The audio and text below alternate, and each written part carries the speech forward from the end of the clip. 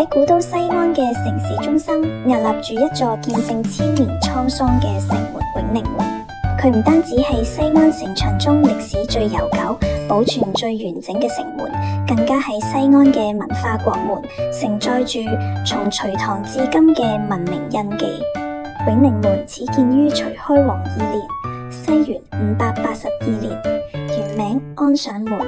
明代為其求長治久安，更名為永寧門，寓意永保安寧。佢曾經係唐皇城嘅南門，歷經多次修復，如今仍然保留住城樓、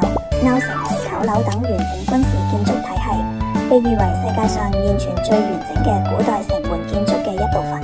白天，呢度係中國傳統城防建築嘅活化石，登上城牆，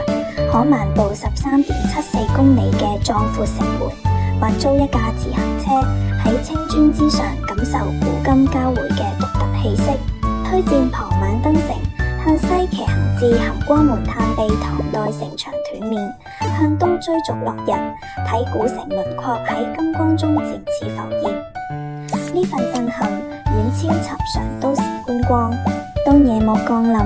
永寧門化身盛唐嘅禮儀之門，全球唯一嘅盛唐主題迎賓盛禮《夢長安》喺呢度上演。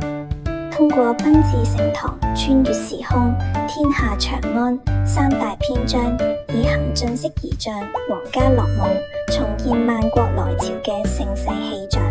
呢一場演出參考大唐開元禮等典籍，融合詩、詞、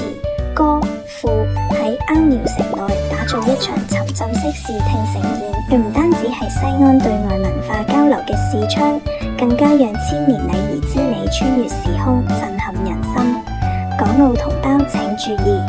地鐵2號線直達永寧門，城牆門票54蚊，夢長安演出需提前預約。推薦錯峰行程：17點登城賞日落，19點30分觀演21點漫步書院門徒文創，冇忘記試下城牆下嘅冰封汽水。西安人嘅維他奶，從白天嘅歷史足跡到夜晚嘅盛世華章，永寧門以其跨越千年嘅魅力，邀請世界共赴一場長安之夢。呢度係西安不可錯過嘅文化地標。